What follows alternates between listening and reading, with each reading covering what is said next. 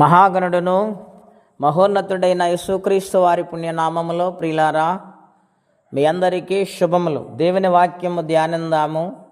యోహాను సువార్త 15వ అధ్యాయము 4వ వచనం.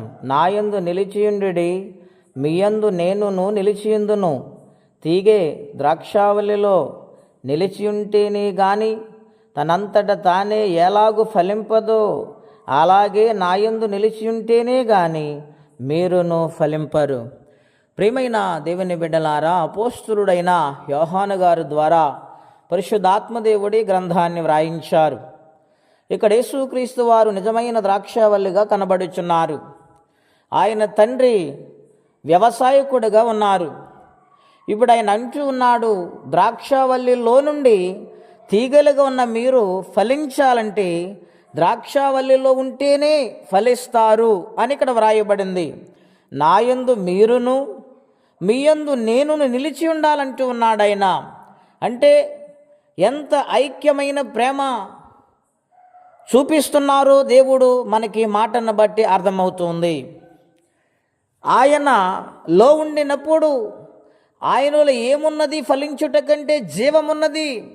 యోహాను సువార్త 1వ అధ్యాయము 4వ వచనములో ఆయనలో జీవముండెను అని వ్రాయబడింది. అవును ప్రియులారా, ఆయన జీవము కలిగిన దేవుడై ఉన్నాడు. ఆయన మాట్లాడే దేవుడై ఉన్నాడు. ఆయన చూసే దేవుడై ఉన్నాడు. ఆయన ఆశీర్వదించే దేవుడై ఉన్నాడు. ఆయన కాపాడే దేవుడై ఉన్నాడు. ఆయన జీవిస్తూ ఉన్నాడు. యుగాయుగములు తరతరములు ఆయన జీవిస్తూనే ఉన్నాడు.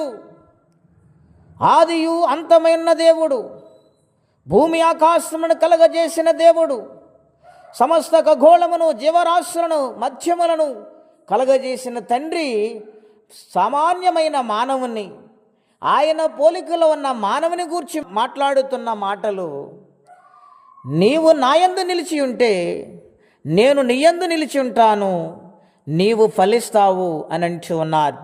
అవును ప్రియులారా, మన జీవితాలు ఆయనకు సమర్పించుకున్నప్పుడు ఆయనకిష్టము లేని కార్యములు మనలో నుండి తీసివేసినప్పుడు ఆయన ఇష్టపడతాడు. మనలను ఫలింపచేస్తారు, వృద్ధిలోనికి తీసుకుని వస్తారు.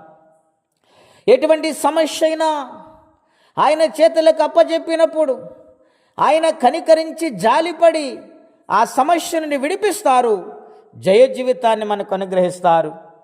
అలాగే నూతన సంవత్సరములో నూతన దయాకిరీటం ఇచ్చి సారవంతమైన జీవితాన్ని మనకు అనుగ్రహించి ఆయన వర్ధిల్ల చేస్తారు. గనుక దేవునిలో ఉండాలని ప్రేమతో మీకు మనవి చేస్తూ ఉన్నాను. మనకు మనముగా ఏమీ చేయలేమండి.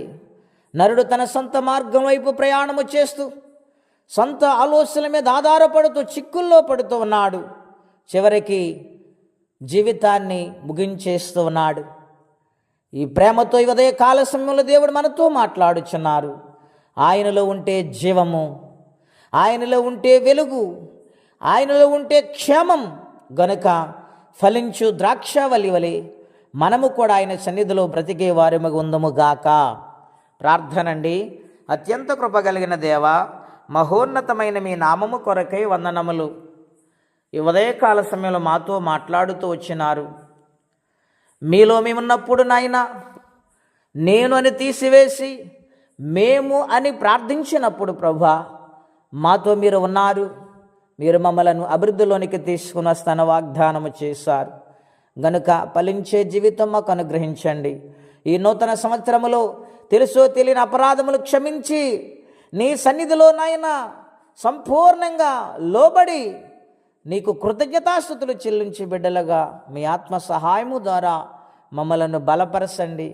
ఎవరే బాధలు ఉన్నారు, కష్టములు ఉన్నారు, వారికి సహాయం పంపించమని నాయన, ఇటువంటి గర్వము మాలో ఉండకుండా తీసివేయమని, తగ్గింపు జీవితం దయచేయమని యేసుక్రీస్తు వారి పుణ్యనామములో ప్రార్థించి వేడుచున్నాము తండ్రి. ఆమెన్. దేవుడు దీవించును గాక. ఆమెన్. ఘనమైన స్తుతిగానమా